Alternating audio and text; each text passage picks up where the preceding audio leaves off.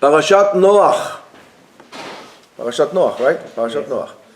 Parashat Noach. So first of all, Rosh Chodesh Tov to everybody, and Yeh Ratzon that all the captives will come home quick and healthy, and all those who are injured should be also healthy, and all those who lost people should have a nechama for them. Hello, Mr. Zay. The parasha starts with the words "Elle toldot Noach." This is the story of Noach. Let's put it this way: Noach ish tzaddik tamim haya bedorotav. Noach was a righteous, wholesome man in his generation.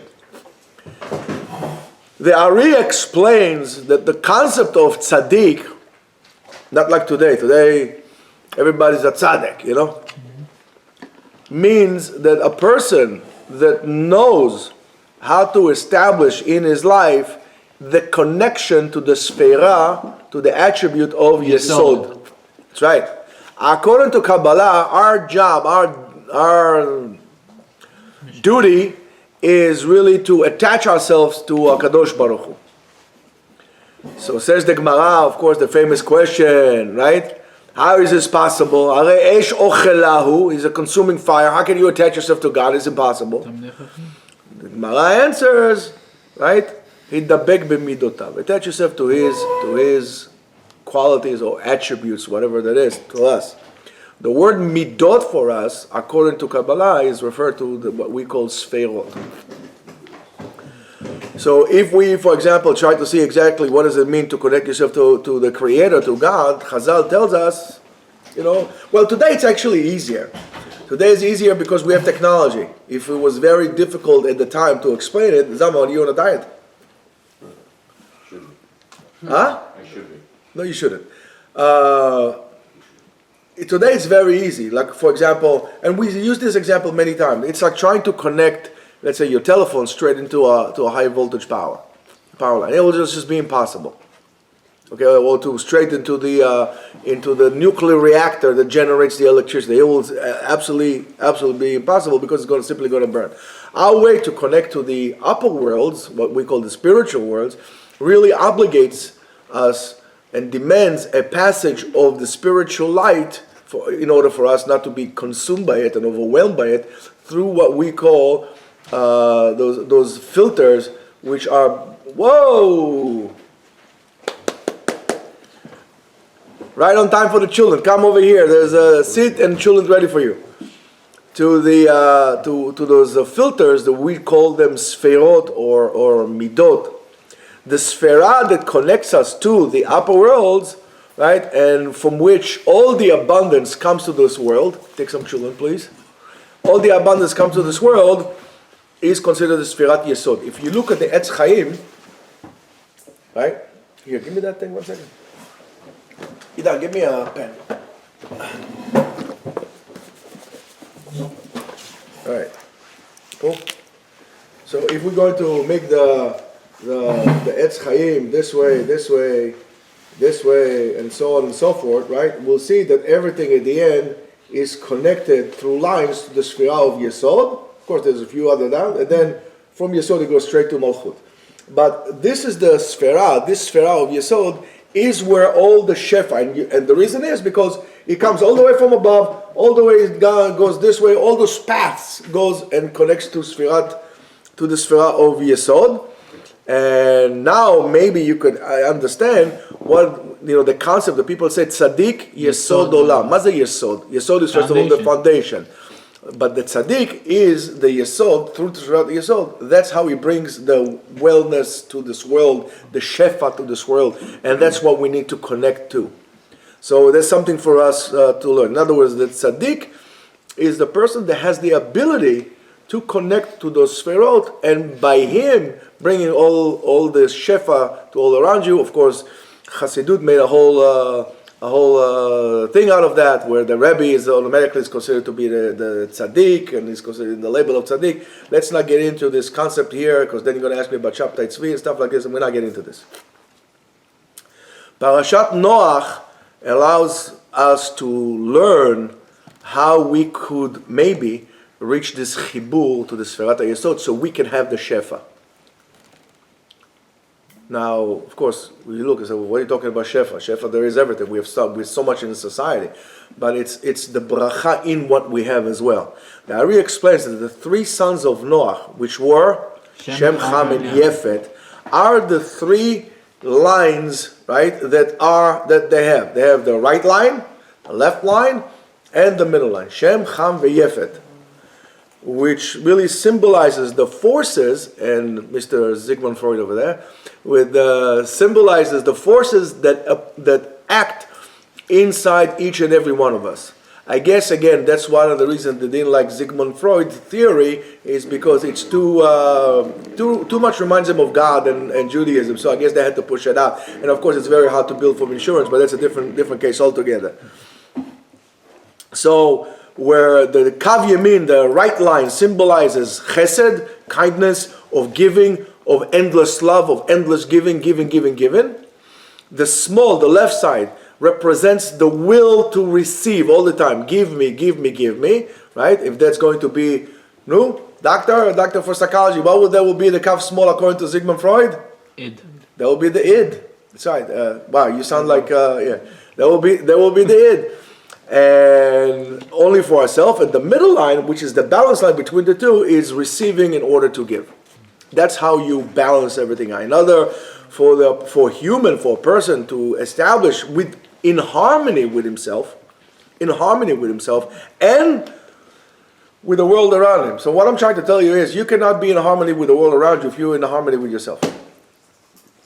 You can't. You need to be balanced within yourself before you're going to, try to balance the world around you, harmony with the world around you. In other words, in what we were saying before, in your ability to connect to the Sferat Yesod, so therefore you need those three lines existing within you and interacting with one another. The Ari adds that when we make this line, it looks like the letter Vav in Hebrew, right? When we make a line, it looks like Vav. That's how we make the letter Vav. And if you would like to say, it's like a pipe that brings the abundance from up down. As we said, like in the Etz Chaim, it brings it from up and down. And therefore, that the correct plumbing, or the appropriate plumbing, would be the one which would allow us a free flow with a backup line, with whatever lines, into the Sfera of Yesod. And that kind of plumbing or system would hold three different lines. Now, the three different vavim in Hebrew, of vav, the gematria, the numerical value of vav is 6. Now, how much is 6 times 3? 18. Oh, wow. Chai. So you see, the people that write Am Yisrael Chai, I have a chidush for you. When we say Am Yisrael Chai, it's more than Am Yisrael is alive. Am Yisrael is in harmony with itself. When you put the medallion that says Chai, it's not, what does it mean Chai? I'm alive. What are you saying here? What are you doing? I mean, why would you put Met? I don't know, dead. I mean, well, how about dog or fish or whatever you want? I mean, why Chai? Because there is symbolism behind that, and there's a great symbolism of internal balance. Right? People like to put the Om sign of the Hindus. They think Om, that's a wonderful thing. This is much more powerful. This represents internal balance and internal harmony. Now, if you guys get yourself a chai, then get me one also, please. So yeah, it's not just a letter of 18. Was it 18? It means if I'm 60 or 62, I cannot put a chai only when I'm 18 years old. As you get as a gift, but it's sweet 16. It doesn't work like this. Everything in Judaism has reason and symbolism that it's far deeper than you can even imagine. That's the chayut. In other words, as soon as we create this connection to the Sfera of Yesod, by doing so, we are connecting to the Yesod HaChaim, to the foundation of life itself, to the core of it. The Ari adds on, he says that when we take all these three lines, give me this line, the thing.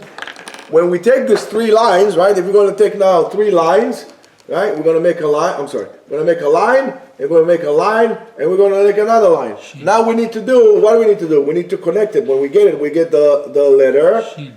Shin. We get the letter Shin. The numerical value of Shin 300. is 300. 300. Okay, now what? What does it have to do with anything? I'm going to tell you what it has to do with anything. Our parasha talks also about the size of the teva. Right? Gives us a great detail of the size of the teva. With the length of the teva of being 300. 300 amma. Why 300 amma? Well, I mean, if you make it, man, just make it big. 500 amma, 1,000 amma, 100. I mean, if you make it like very, environmentally, appropriate, make it maybe 100, just like not so big. Who knows? Cutting so many trees. Why 300 amma? Again, the great symbolism that this parasha has to tell us, it has to be a great lesson for your life. The teva, the length, the size of the teva is 300 amma length, 50 amma wide, and 30 amma high. Now, Noach builds which is a very big, vessel. Amma is about 1.5 feet. In centimeters, it will be about 50 centimeters. Like give and take 50 centimeters. Okay, so it's a 150 meter boat. That's bigger than a football field. It's like a 1.5 football fields. That's a big apparatus there. But what does it have to do with anything we just said? Now, if you have to remember, that Noach was supposed to put all kind of animals inside, a tremendous amount of animals inside for a whole entire year, which seems very not logical. How is this possible? But we need to remember, and we need to remember this time and time again. The Torah itself is not just a history book that come and tell you what happened. More than that, the Torah itself is a handbook to how appropriately live your life. It's not a count that we have for this or the other thing. Yes, that's on the surface, that's what it is. They came out of this year, they went out of that year, and this happened. But it's much more than that. Now, what does it have to do with what we're saying? These are all spiritual laws and spiritual rules that it's engulfing within itself in this week's parasha. They're really to guide us in order for us to be able to live whole and fulfilled life. Whole and fulfilled life with meaning. The Zohar explains that the measurements that are mentioned in the Torah are basically measurements that you should build in yourself a spiritual teva. Outside there are mishberei yam, there are great waves of tsunami with tidal waves. They're coming from all directions. The world will come to swallow you. Where is your teva? Where is your ark of rescue that you're going to put yourself in? You need to build it for yourself. Don't wait for anybody else to build it. You got to build it for yourself. That's exactly what he's telling us. Really to protect us, right? Of course, in the year that we just started, what's more appropriate than starting the year with building yourself something that will be able, because you don't know what's coming down the road. There could be great winds and nor'easters and who knows. You need to get into that teva as well. So the first thing that we have to do, as we say that the numerical value is 300 of the letter Shin, the first thing we have to do, we have to build our teva. In other words, we need to build within ourselves those 3 lines. The right line, the left line, and the middle line. How do we really implement this? The parasha continues with the words, "V'tishachet haaretz lifnei Elokim v'temalei haaretz chamas." And all of a sudden, the land became very corrupt, right? Now, when you say, "Maze v'tishachet," Waste? Shachet is corruption. Tishachet is corruption. According to the code of existence in which we just spoke about, corruption means using the left side only. Only for me. Give me, give me, give me, give me, give me, give me, without giving on the same measure to society. Only give me, I'm not willing to give anything back to you. Now I'm going to tell you something. That corruption exists in all aspects of life and all sectors of life. Yes, and I'm willing to say that even in our Torah world, it exists also within ourselves. Don't think that you're immune. You know why? Because you haven't built yourself a teva to protect you from that. You haven't built the spiritual appropriate tools to actually deal with giving as well. You only want to receive. Why are you willing to give back? And don't forget, you have to give in the same measure. If we're going to go back to the statement of lilmod ulelamed, as much as you were learned, you have to teach. As much as somebody gave you, you need to give to others. And sometimes a little bit more. You can't just sit down and take and give me. That's corruption. This is how you destroy the land. And organizations or entities that only want you to, or teach you how to receive all the time without giving back to society, these are elements in which you need to run away from, like you're running from the plague. Whether it's a government or an agency or whatever it is, run away from it. Don't you do it. Get your own money. As the Rambam, as we learned in the morning in the Rambam. What did the Rambam says? Right? If a person is not working for his money, הרי הוא בסופו של דבר מלסתם את הבריות. מה זה ליסטים? Thieves. He becomes a robber. A thug. What does a thug do? I work hard, right? You put a gun to my head, give me the money, I'm going to beat you up. Like protection, like the mafia. These are thugs. And we need to understand that. You can't live off somebody else's back.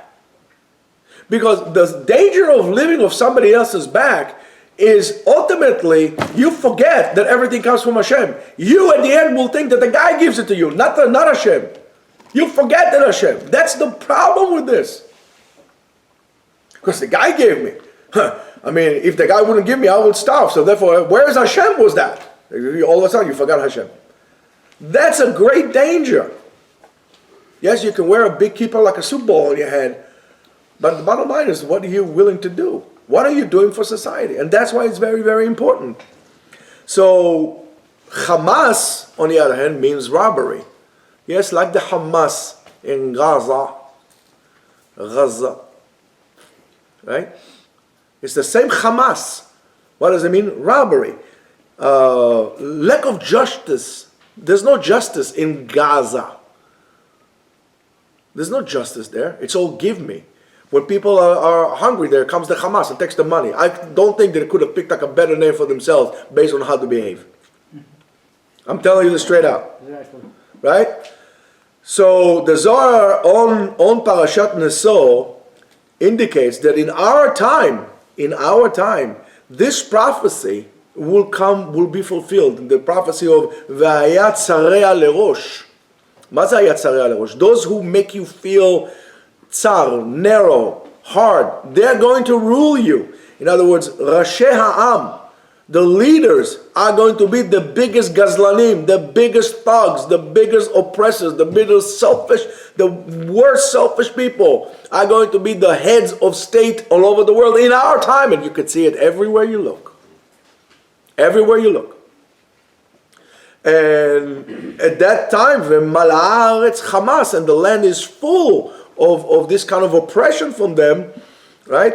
That's exactly what we have today. Dor Mabul, the generation of the flood, was a generation in which, guess what? Everything is okay. Everything is allowed. There's no such thing as, oh, listen, this is not right to do. You want to do something crazy? Go ahead and do it. You want to do something funky? Go ahead and do it. You want to do something bad? Go ahead and do it. It's all good. We are in the same generation today. People who carry, oh, pour this and pour that. When it comes to Jews, oh, well, burn the Jews. That's okay. Where's everybody? All those nice souls over there. They care about cows in the meadow. They care more about cows than they care about Jews. That's Hamas. That's the generation. And you know why? It's because everything is allowed. We created a situation. And why is that? Because those people who were in power for all these years did it all for themselves. And in order to create this situation, they had to create this kind of thing. I'll give you whatever you want. You walk in Manhattan, Anywhere you go, you feel like you're in a giant, Rastafarian hot box. You can get high just walking in the street. It's all allowed. It's all good. It will come to an end, as it did come to an end over there. This kind of behavior. You want to take something, take it. It's like not a problem. Anything. This kind of a behavior would lead to many of the problems that we have today. I mean, how come you're not having any children? Give him a plate. Idan is the plate. Right? We'll give you to addiction. For example, uncontrolled eating, drugs, alcohol, sex, money, honor. All these things that today are all free for all. It's all because of that. When we are in a society, when the left line controls selfishness, don't wonder and don't be surprised when catastrophe comes and hits you. Save also for Shamira plate. The guy is alive. And that crumbling, if you want to say it, like back then, was the Mabul, the flood. Of course, one of the greatest questions that surface up in Parashat Noach is on the punishments in which God gave to these two great sins that they had in the beginning and the end of the parasha. Right? In the beginning of the parasha, we had the generation of the flood, which sinned in Hamas, in robbery, in Gezel, in thieving, and injustice, and so on and so forth. And of course, in chastity, in Arayot. And of course, we are talking about very bad things. And for that, they get basically the ultimate punishment, which humanity has experienced, which is basically destruction of the world. You're not worthy of this world, so let me destroy it. And in the end of the parasha, we find the chet of Bnei Dora Palaga. Palaga means the generation in which they start to split up, right? And they build the tower, and the whole concept of the tower is to betray and to rebel against Hashem, to betray God, which is heresy, and really picking up a fight, directly fight with God, with the Creator Himself. That's the whole concept of Migdal Bavel, which we spoke about it beforehand, in terms of how they wanted to create a place which would focus all the spiritual energy of all humanity into one place to create this massive, call it spiritual beam, to be able to basically pick a fight with God. That's what they wanted to do. I mean, I think it's horrible. But yet, on its surface, the punishment was not that great. The punishment was not, you are fighting against God. And what did they get? Okay, I'll spread you up all over the world, give you different languages. I mean, it really doesn't make sense. So, let's put it this way. We can't really give grades or to appropriately mark the value of each sin, which one is greater than this is greater than this. We don't know how to do it. We don't know how God interacts with that's what's his cheshbon, what's his calculation. But there's no doubt that a direct rebellion against God himself in such a magnitude is a very severe, thank you so much. You want children, Daria? No. It's amazing, he done made it. I know, but I just ate. Okay. Thank you. So, as we said, comparing to what they did, the punishment was minimal. And Rashi noticed that problem as well, and he gives in a concept that is very clear, and some say even very overused.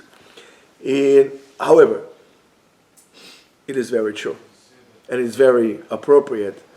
And Rashi says, what did they sin? Maybe they sinned in a very severe chet, but they were all united behind that idea.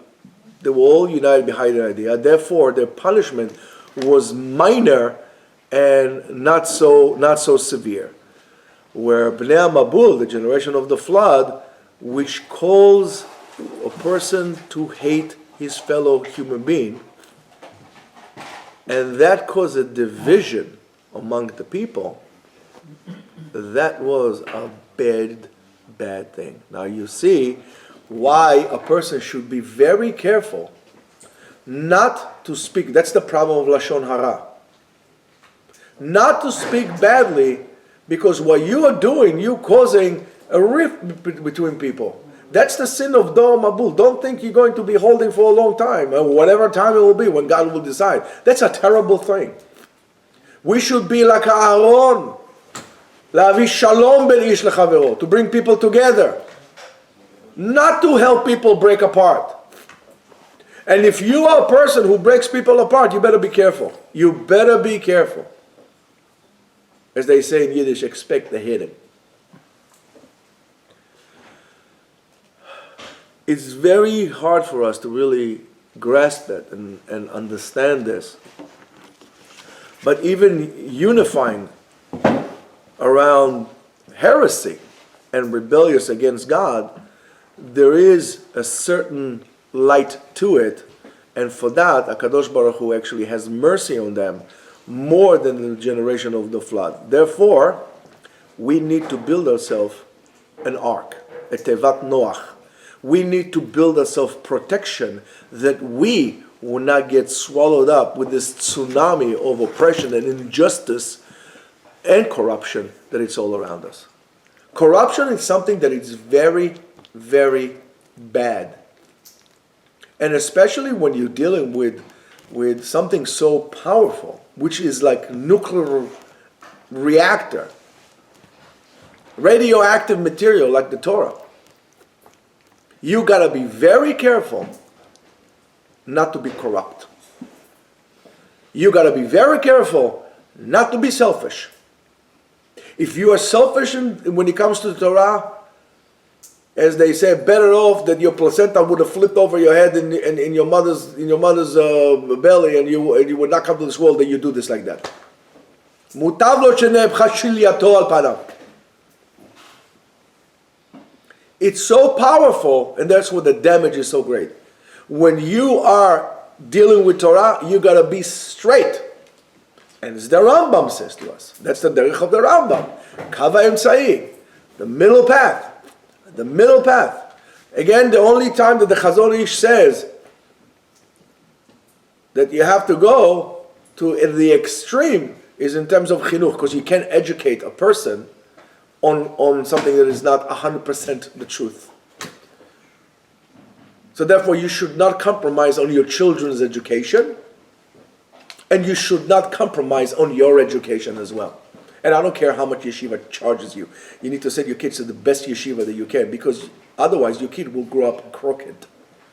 And if you're teaching your kid to be crooked, you're basically giving your kid, chas v'shalom, a death sentence. It's straight out as I can tell you. There's nothing around it. Send them to the best possible school. And not only that, make sure that in your home, you ask yourself more than you ask your kids to do. Tell your kid to learn. Are you learning? We need to understand that. A person that needs to be protected, or wants to be protected, needs to be concerned and worry and make sure that his sviva, his surrounding, his community is going to be a supportive community, which is going to be able to connect them by that to the sfera of Yesod. If you have a community around you that it's all divided, that the rabbis don't agree with one another, everybody wants to stumble one another, one shul fights with the other shul, pack your stuff and go. I remember when I came at the time to Kew Gardens, Rabbi Ben Chaim told me, this is a very special community.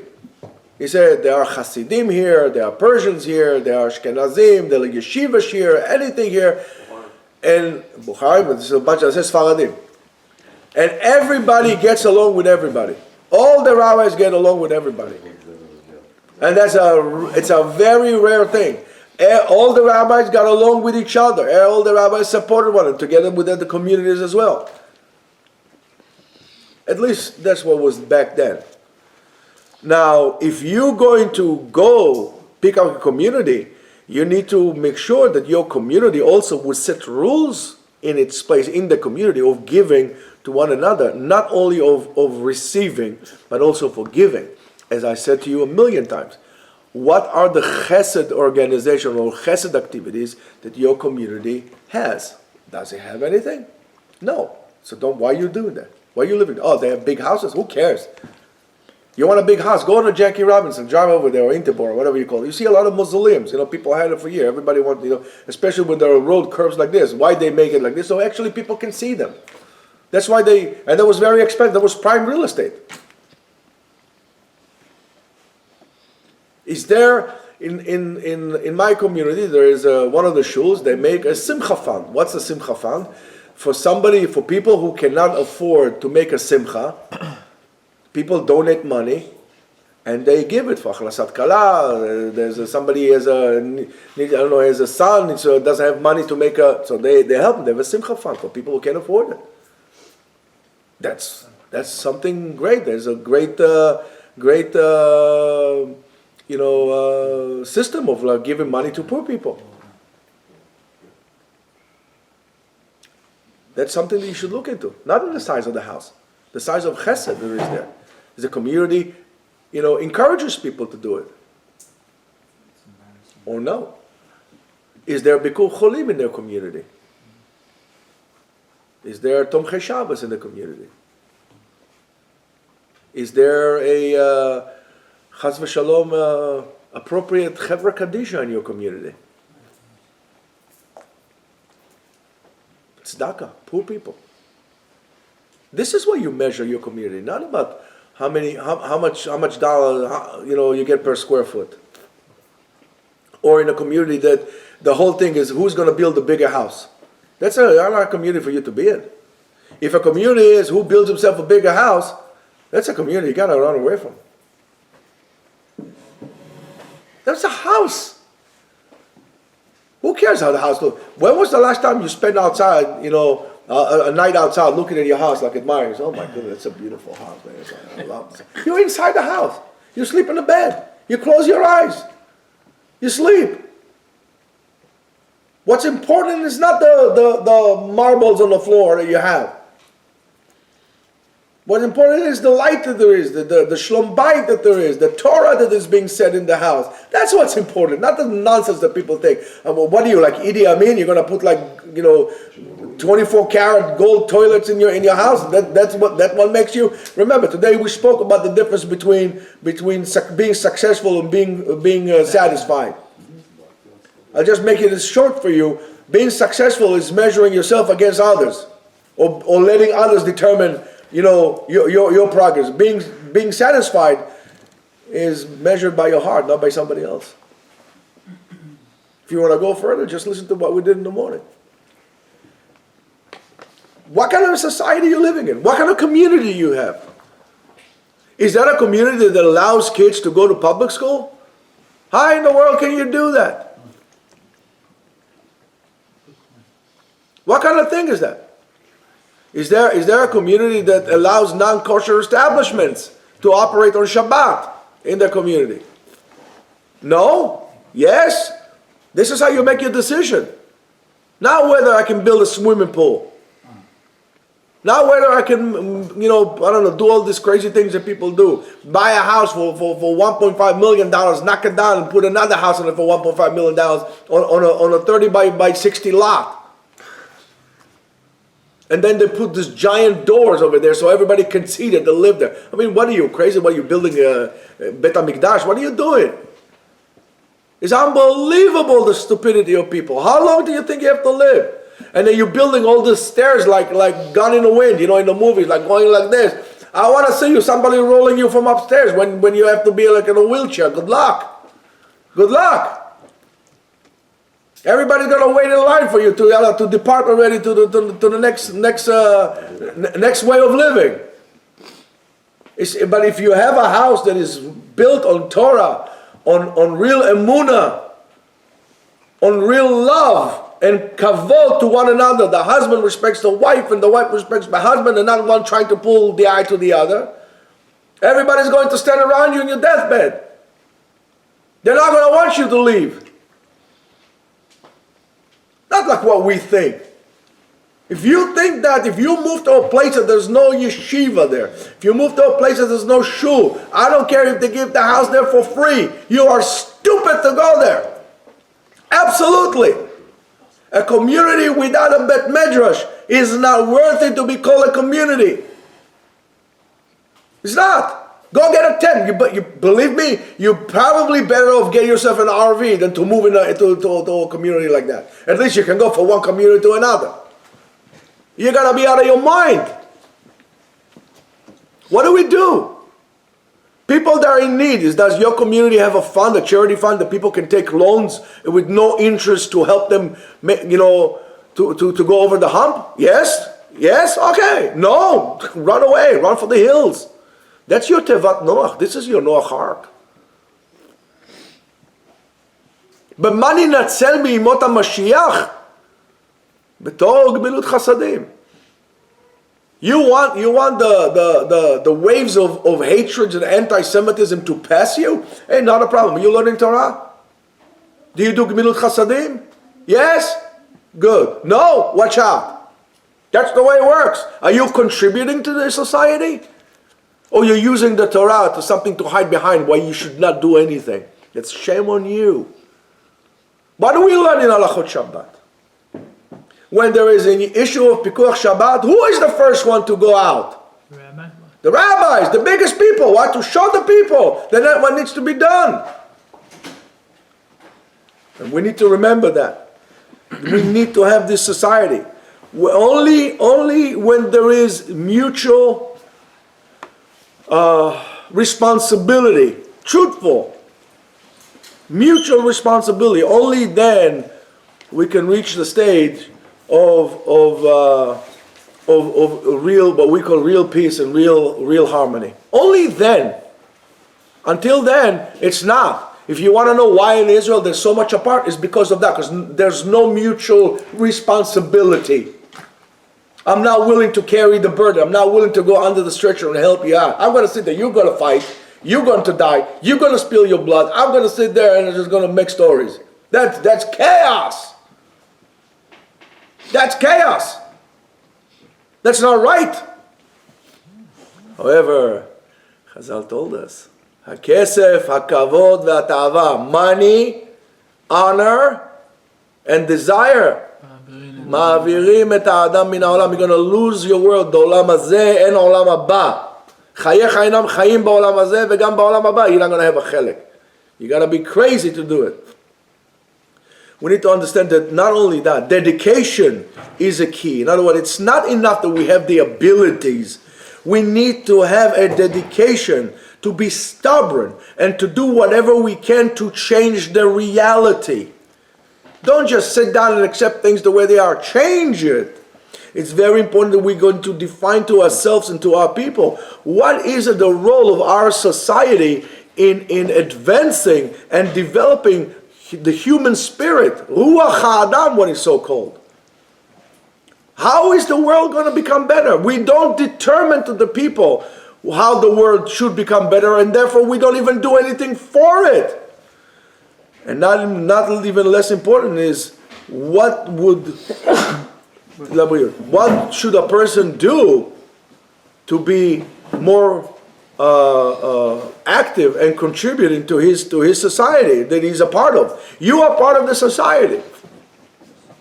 You can't say, I'm living in a bubble here and I don't want to do anything. You don't live in a bubble. You live as a part of the society. And if you choose to do nothing, you are insignificant. And your job as a Jew is a failure. In order to influence, you need to be involved. Not preach to people. You need to show an example. You need to go and run and help and support and guide through the values of Torah. But don't just sit there being passive. That's not the way it works. That's not the way it works. We read in Parashat Bereshit, HaKadosh Baruch Hu created the world, which was a perfect world, right? And it was a whole world. And after he finished every single part of creation, he says, Ve'ineh tov. Tov. He says, Hineh tov. But at the end of creation itself, right before Shabbat enters, HaKadosh Baruch Hu looks at the whole entire creation and he says, הרי טוב מאוד. Wait 1 second. Was it טוב מאוד? Was it טוב already? Was it טוב מאוד? Why is it טוב מאוד? So I'm going to tell you something. I'm going to tell you something about it. When I was a kid in Israel, we used to go to school. And yes, I did go to school. And the grading school in Israel was different than it is today in Israel and different than it is here. The grading system in Israel was like this. Lo maspeak, not satisfactory. Maspeak, satisfactory, which was 60, 65, whatever. Kim'at tov, almost good. Tov, which was in the 80s. And then tov me'od. That's how it was in Israel. So, you might think this is actually good, but the Midrash tells us a different explanation does, and maybe even a less sympathetic explanation to what does it mean tov me'od. And you need to pay attention because it's a very crucial point to understand how things work in the world. Midrash tells us that tov me'od refers to yetzer hara, to the ability to do bad, yetzer hara. And why is the word tov me'od yetzer hara? It doesn't make sense. Oh, it makes a lot of sense. I'm going to tell you a lot of sense. Because the word tov, according to the Midrash, is yetzer tov, and the word me'od is yetzer hara, because it explains and it emphasizes that there is something better. There is better. And by thinking that there is better, there is a great chance for a kilkul, a sakana. There's a danger of kilkul, of making things actually bad. Why is that? Because we know that the biggest enemies, one of the biggest enemies of good is better. Is simple better. Why? Because many times our ability to choose between what is good to what is better brings a person to a stage of confusion. It teaches you also not to be happy and satisfied with what you have. You always want better. And by the way, you see in the world, every time it's like there's something better. You get a telephone. Oh, where's a better phone? A better this. A better camera. You don't even know how to take pictures appropriately. You don't know anything about compositions. What do you need a better camera? This telephone here is I don't know how many hundreds of times more powerful than the computer that they sent to the moon. The computer sent to the moon was 365 megabytes. That's crazy. You know what it is today? It's nuts. They sent it to the moon. I have a more powerful computer here than what they sent to the moon. I mean, it doesn't make sense. Why do I need better? What are you doing? And what do I do with it? I just, what do you call it? Watch TikTok all the time, Instagram, whatever it is. What do you do with this? Nothing. It's just, it teaches you not to be happy with what you have. You have a car, you want a better car. What's wrong with what you have? No, I want better. What's wrong with it? Nothing. Whether it's leasing a car, the whole method of leasing cars, or doing this, better, more and more and more, not to be happy. And by the way, don't think that this is not a problem when you come to your married life, because you have a wife, oh, she's a good wife, yes, but maybe there's somebody better, even if there's maybe somebody better. Before you know, you end up by Rabbi Ben Chaim doing a get. It teaches you not to be happy, it teaches you to be miserable. And your confusion is less of harmony.